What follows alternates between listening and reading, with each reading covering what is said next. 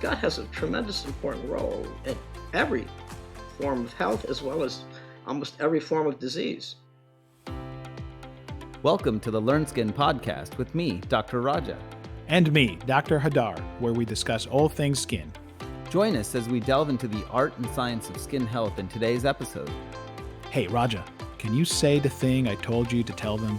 Of course. We are board-certified dermatologists. This podcast is meant for educational and informational purposes only and is not considered medical advice, nor does it serve as a substitute for professional care by a doctor or other qualified medical professional. All opinions shared do not express the views of Learn Health, Inc. Let's get to the good stuff. Hey Raja, how are you today? I'm doing well. I'm always thinking about stuff as I always do. And I was just thinking about two of your greatest loves besides family, which is probably what, Hadar? Probably dermatology. Food and skin. There you go. Food and so skin. If you can get a dietitian if you can get a dietitian and a dermatologist in a room, what do you get? You get today's Learn Skin podcast. So what do you think about that? Oh my gosh, I am so excited to talk about two of my favorite things and how they can interact together. Putting food in front of the skin and seeing how the relationship flourishes and how our skin can get better if our gut can get better and vice versa. Oh my gosh, and you promise you got a dietitian and a dermatologist both together conversing about these topics? Are you serious? Well, you know what? First dad joke alert. You're going to love the taste of this one, my friend. So we've got two experts. First of all, we've got a dermatologist, Dr. Joseph Gretzula. He's a board-certified dermatologist. He's in South Florida, has been there for over 30 years. And he trained at a place that you know pretty well, Hadar. He was at the University of Miami at the Dr. Phillip Frost Department of Dermatology and Cutaneous Surgery. So it all starts at the U, my friend. Yeah, well, it's going to definitely keep going at the U too. And then we also have Christina, who is a registered dietitian, and she is Senior Healthcare Account Manager at Pendulum Therapeutics. We are so excited to have you both on together to have this, I think, very dynamic conversation. So welcome to the both of you. Thank you. Thank you. Thanks for having me. Well, it is wonderful to have both of you here on the program. And perhaps I wanted to start with you, Joe, if you don't mind, to tell us how you got involved with the microbiome and its relationship to the skin. Just briefly, I know you have vast experience and background, but for those who are maybe skin interested, be it dermatologists listening to us or people just curious about their skin, what kind of attracted you to even look at this aspect of skin health? It goes back probably 15 to 20 years ago when I was just fascinated with probiotics and the whole thought process of probiotics and their effect on the skin and their effect on certain skin diseases that we deal with on a daily basis, including acne rosacea, psoriasis, atopic dermatitis, and on and on and on. So back in the days, I can recall, you should take a probiotic, if it's at least 5 billion, 10 billion. And then slowly but surely, I started reading more and more into the science of probiotics and the gut skin microbiome and realized that this was far more complex than giving someone 5 to 10 billion amounts of probiotic, and started reading more and more about it. And it's kind of interesting when I've done a lot of literature review over the last 10 to 15 years. It's kind of amazing that actually the first person to ever talk about the effects of the brain and the skin and the potential effects on the skin and the gut microbiome was back in 1930. A guy by the name of Donald Pillsbury and his colleague, John Stokes, wrote the first paper saying, you know what, if you're under stress or if you're feeling this way, we think that your mood changes could actually alter the bacteria in our gut and actually affect disease. And this was published in 1930. Well, what do you know? My gosh, what took us so long? But at least we're getting there, right? So that's it. And then I wanted to ask you a question, Christina. First of all, Christina is not like Madonna. She does actually have a last name. So I do want to also mention it's Christina O'Connor, right, Christina? That's correct. I introduce you just by first name unless you're a first name only. But that being said, you're a registered dietitian, and I kind of want to speak from that hat, and then maybe you can tell us, what got you to engage with, because you're working at Pendulum. But kind of take us through, like, were you having a lot of conversations about like the microbiome and probiotics with people? Like, when did that conversation start to really shift in that direction beyond just, say, nutrition as a general concept? Sure. Well, it's all connected, as you can imagine. I think my interest in the gut microbiome really started for me during my career as a dietitian in the NICU. So, working with teeny tiny preterm babies that, develop very complicated issues with the gut. And just, really science was saying it didn't have an answer as to why these babies developed what's called necrotizing enterocolitis, where the bowel just dies for no reason.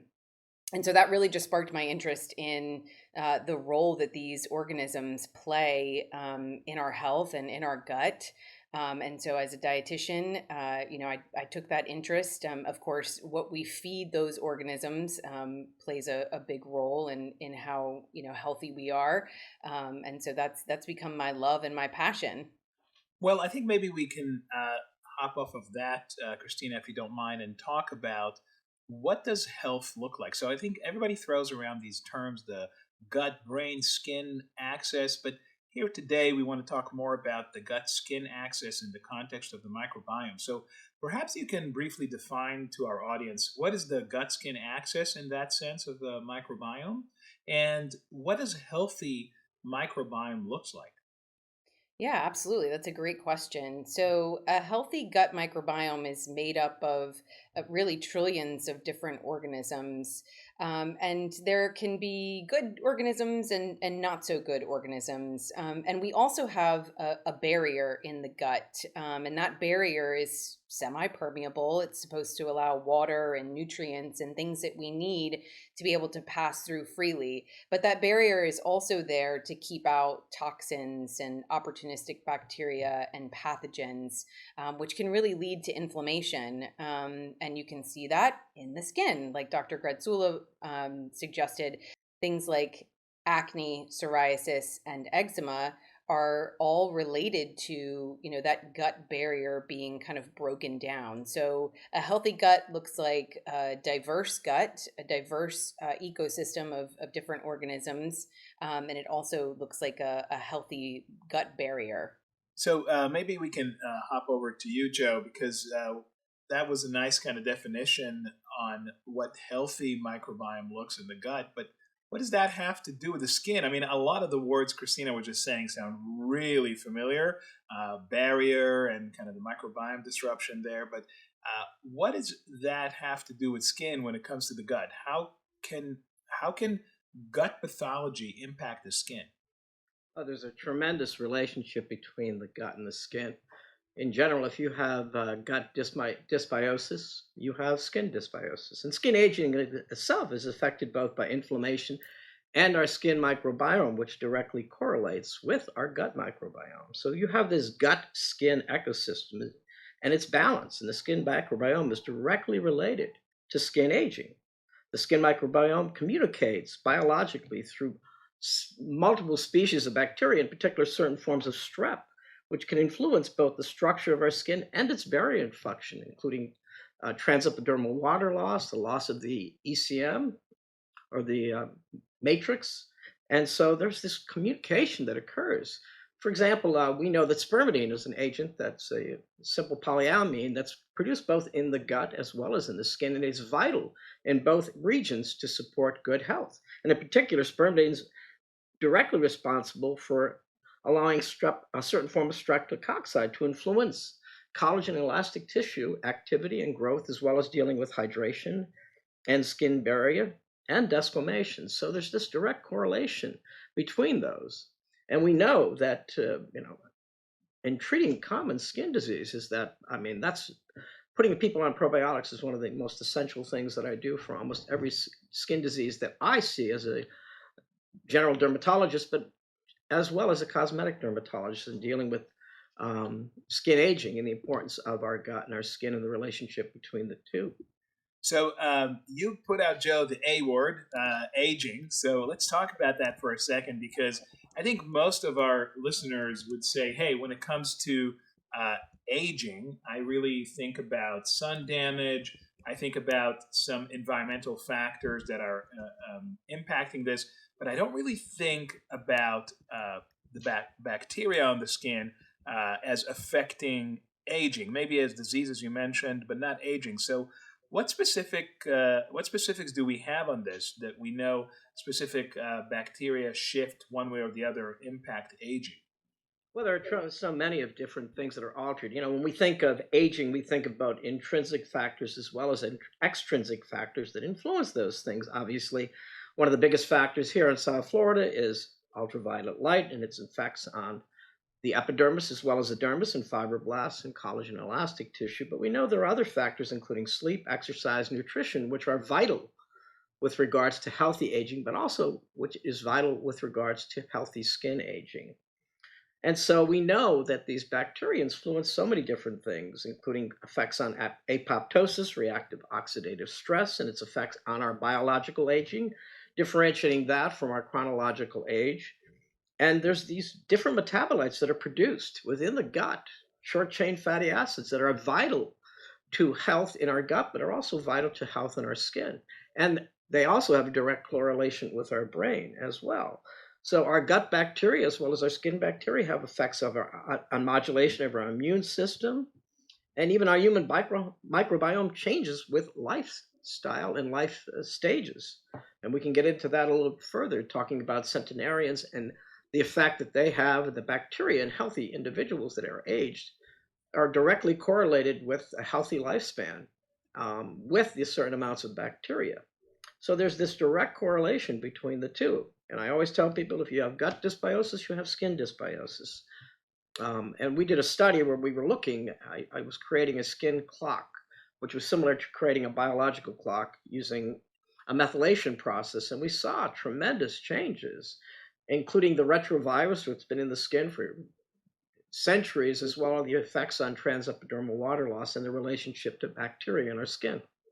Can you talk a little bit more about that clock, Joe? I mean, what was was it also based on CpG methylation or? Yes, it was. So how- I was working with a company called True Diagnostics, and they're one of the probably the premier company that differentiates between chronological and biological aging. And I had suspected that there was a way that we could create a skin clock that would mirror, or at least try to mirror, some of the changes that we see inside the body as well as on the skin. And we did skin scraping samples, and we were able to see direct correlations with regards to skin and aging and other intrinsic as well as extrinsic factors that are involved with skin aging in itself.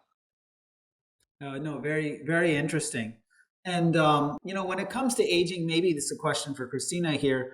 I mean, what did you use to tell your patients? And then I kind of want to come back to what is the philosophy behind Pendulum's approach to aging?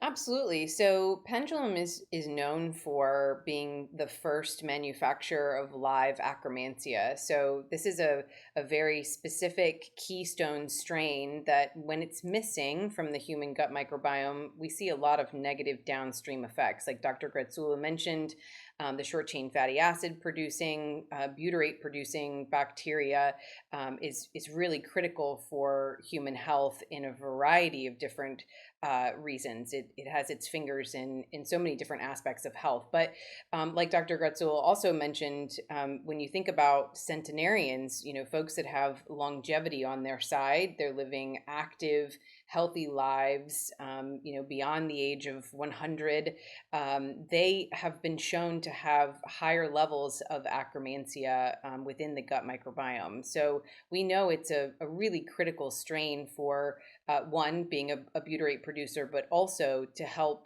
fix that gut barrier that I mentioned earlier. That's fantastic. One of the nice things about Akkermansia as well is not only is it a butyrate producer, but we've done studies looking at what actually circulates, and acetate goes up much more and amongst the short chain fatty acids. Butyrate usually gets used up by the gut, propionate at the liver level, and acetate is what really circulates. And it turns out Akkermansia is a great producer of acetate too. So pretty cool. I mean, these short chain fatty acids, can you talk a little bit more about short chain fatty acids in general? I mean, how do you approach that conversation, Christina, when you're talking to patients, or when did you used to talk to patients about this? It's a relatively recent thing, but I'm curious if you incorporated it. Yeah, so my preterm babies that I was taking care of in the NICU didn't do much talking, but in my current role, I am talking with healthcare providers, mostly in the functional and integrative space, that are very interested in increasing butyrate production within the gut for a variety of reasons. So one that we've looked at most notably here at Pendulum is the role of butyrate in metabolism. So butyrate is kind of that currency for unlocking the GLP-1 hormone within the gut. But then also, butyrate has been associated with mitochondrial health. We were talking about all of the different benefits of butyrate, short chain fatty acids. So I Yeah, I mentioned, mean, butyrate, short chain fatty acids are just so important because, you know, it's fascinating when you talk about the microbiome and its importance. Its importance in every aspect of health. When you have a bad or leaky gut and you have no mucin or very little mucin, you don't have these short chain fatty acids there. What's happening? You're creating these gaps in the gut and the release of all these toxic materials, including lipopolysaccharides, which are probably the main factor when you look at heart disease and other parts of the disease. It's probably that precipitating factor that begins the effects on the endothelial glycocalyx. And when we look at cholesterol and calcium, there are more end factors with regards to inflammation. So the short chain fatty acids have a vital role in almost everything. Even when you look at COVID, people don't realize, even with the messenger RNA, the main source of COVID getting in the body wasn't necessarily the lungs. It was in the GI tract.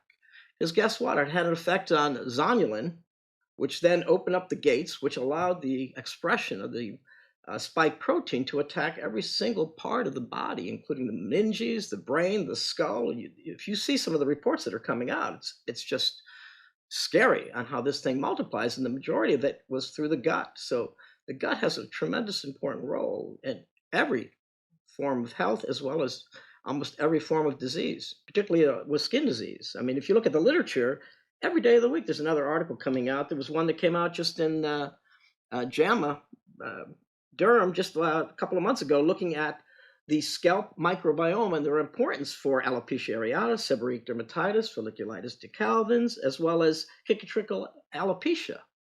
So, I mean, the significance of having a healthy gut is so influential in every disease, including skin disease. Yeah, and I love that point that you're making there, because there's so many different ways our body is truly connected. I mean, you look at, quote, leaky gut, and now they've started looking at gut permeability studies with like true objective measures that we can actually look at these lactolol mannitol ratios and Exactly. how these bacteria make a difference. And maybe this is a question for both of you, but perhaps I can swing this to you first, Christina. But in general, a lot of people used to say, I'm taking a probiotic, and that's like saying I'm taking a medicine. So like when someone comes in for hypertension, what are you taking? A medicine. I mean, that would sound so silly, right? We'd be like, well, what medicine? They'd be like, oh, a medicine. But I feel like in the probiotic space, we're evolving there. But a lot of people are like, oh, I'm taking a probiotic. It's like, well, which probiotic? Oh, the one from the local supermarket. It's like, no. Like, what's the actual species, or what's the actual strain? So can the two of you, maybe let's start with you, Christina, talk about how a probiotic is not a probiotic, and why it matters, why species matter, why strains matter, if you can touch upon that. absolutely, that's a great question. And I think we still have a lot of educating to do, but you're right. Certain strains do certain things, and until very recently, the strains that were available in the marketplace in terms of probiotic supplementation have been your lactobacillus or your bifidobacteria strains, which have a tremendous benefit for us as the human host. But there are also organisms that you can find in your fermented foods. You can find them in the environment. Playing in the dirt will expose you to these organisms. So it's just been very recently that strains like Akkermansia muciniphila have been available, to the public in supplement form. And that's because Akkermansia is a strict anaerobe. So that means it can't be in the presence of oxygen. It resides in the colon, which is oxygen free. And we know, from studying this organism, it has very specific benefits, like we talked about, butyrate production, role in metabolism, and then also helping to fix that gut barrier, like we talked about, which, as you can sort of see now, impacts so many different areas of health. So I really think that the probiotic industry is moving towards more of a, what ails you? Okay, well, let's see what strain would be beneficial for that condition. Just like we prescribe a certain antibiotic for certain conditions, I think it will become more precise. At least that's our hope, and that we'll find the right organism depending on what the patient needs. I love that. And then Joe, maybe from a clinical perspective, how do you talk about probiotics with your patients? How do you bring this into the clinic just to make it, we have a lot of folks that listen here that are clinicians, and they're probably wondering, how do I integrate this into my practice? So do you have any tips for them? Yeah, well, first and foremost, I think we have a much more educated population that comes into the office. I do in particular because I have a dermatology that I do mostly skin cancer surgery, some general derm, but I do a lot of cosmetic work as well, and I do lasers and wellness, anti-aging. And so I try to incorporate that all into my practice. So there's a nice flow that goes between both, but I also educate people of the importance of our gut bacteria. And one of the most important things that I've learned over the years is a probiotic isn't a probiotic isn't a probiotic. And in particular, Pendulum has done a tremendous job with creating products that are truly unique. As Christina was mentioned, Colleen Cutliff, who was the one that did all the research and discovered this live bacteria, anaerobic bacteria. There are forms of pasteurized Akkermansia than other products that do not work the same as does the Akkermansia acidophilus in the Pendulum products. So one, it's educating your patients, and two, I you know I say the same thing. Your gut is so important. If we're going to take care of your skin, if you want to look better, it's not just aesthetics. It's the whole gamut to understand about the whole body and the holistic approach with regards to that, and the importance of nutritional benefits, the importance of taking the right probiotic, incorporating fiber when you're taking that probiotic, and then picking probiotics, because I do believe we're going to get to a stage we're going to have probiotics for all these different things. I just got back from a conference, and there was this company that came out with Vegas Biotics, which was a triple formula that had a combination of a prebiotic, several different strains of lactobacillus, rhamnosus, as well as a bit of factor longum, and then incorporating a postbiotic so that it could have effects on the vagus nerve. So, I mean, there's this vastness of knowledge that we're just beginning to educate ourselves, as well as learning more about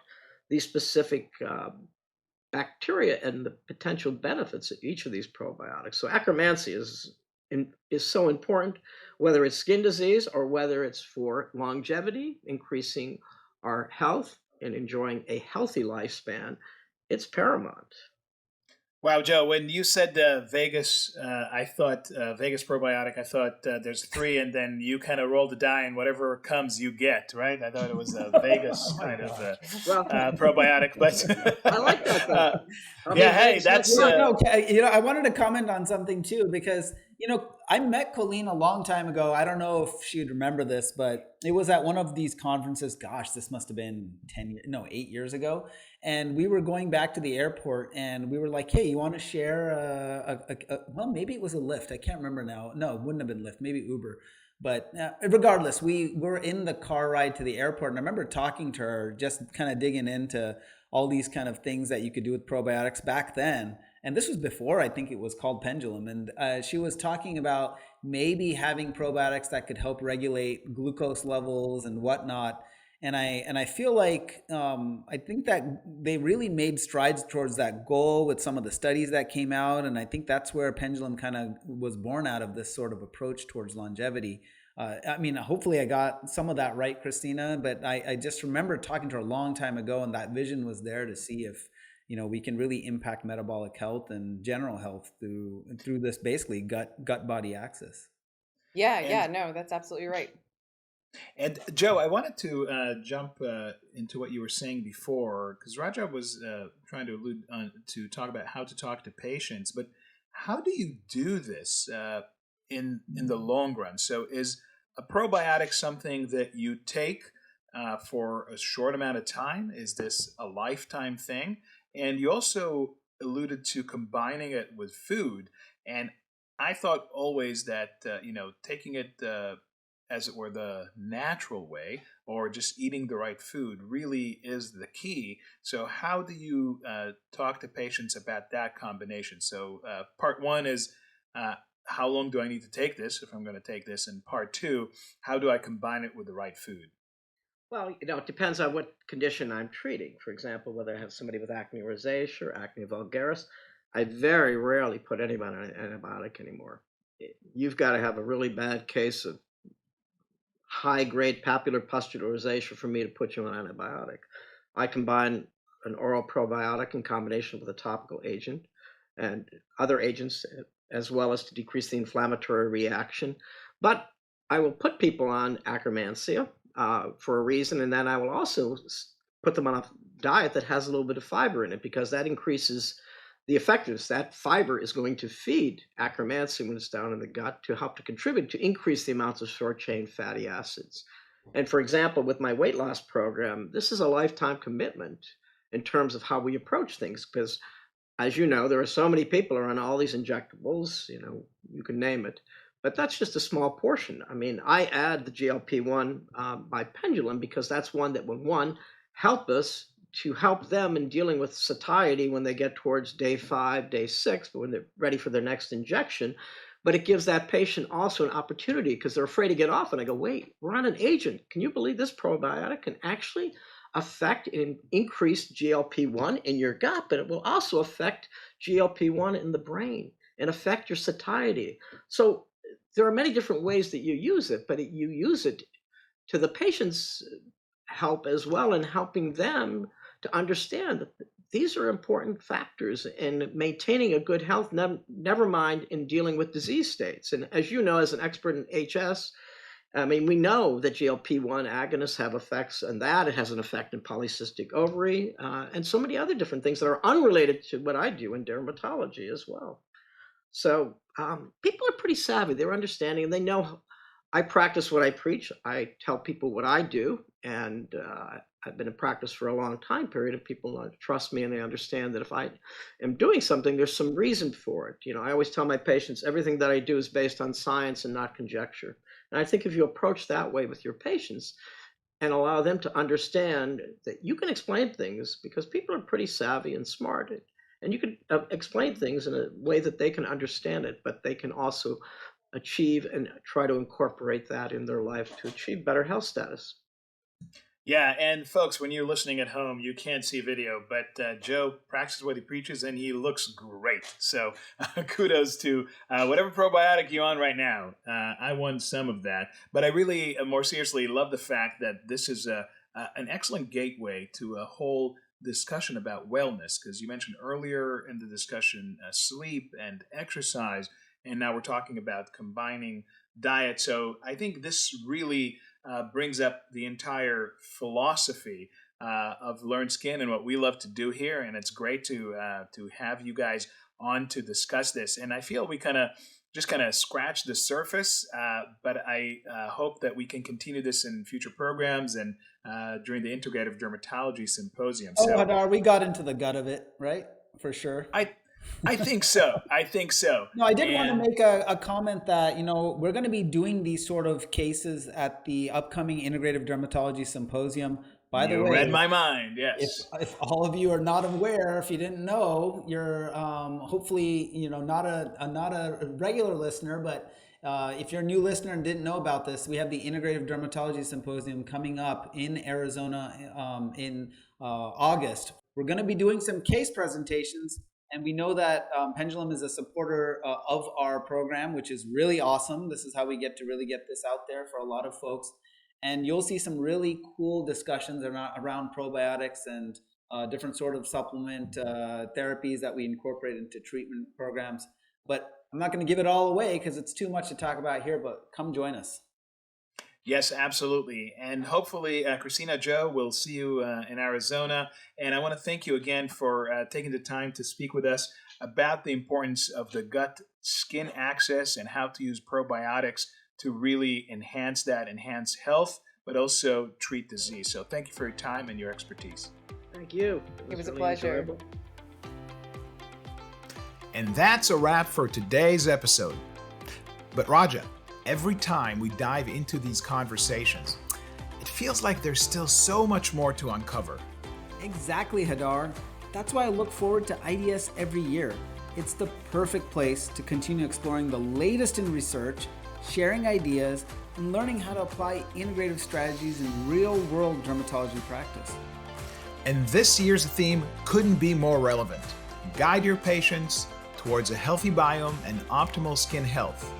We know that skin health isn't just about treating the surface. It's about understanding the biome and how it connects to the overall health of our patients. And that's exactly what we'll be tackling at the 8th Integrative Dermatology Symposium happening August 21st through the 24th at the Westin La Paloma Resort and Spa in Tucson, Arizona. Now, we've got an amazing lineup of expert-led sessions covering key dermatology conditions like eczema, psoriasis, vitiligo, alopecia areata, and melasma, plus insights into how movement, weight loss, and even coca polyphenols can impact your skin health. Now, who doesn't want some good cocoa polyphenols? I know you do, Hadar. You Oh, and yeah. your food addictions. And what really makes IDS special is the interactive format. It's not just about sitting through lectures, and we really make that a point. We'll have real-world case discussions, hands-on workshops, and plenty of opportunities to connect with colleagues who are just as passionate about integrative dermatology as we are.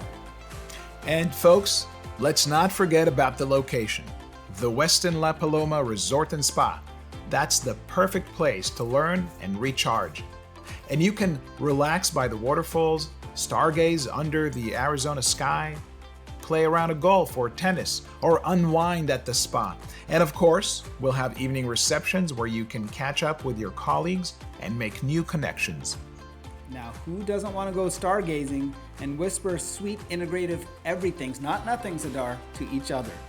Now, that sounds like the ideal way to learn, recharge, and connect all in one weekend. And if you haven't already, head over to integrativedermatologysymposium.com to check out all the details and save your spot now. That's integrativedermatologysymposium.com. And as a special thank you to our podcast listeners, we're excited to offer 15% off your IDS registration. Just use the code podcast15 when you sign up. Simply head over to integrativedermatologysymposium.com to register. We can't wait to see you at IDS 2025 in Tucson, Arizona. Let's take integrative dermatology to the next level together.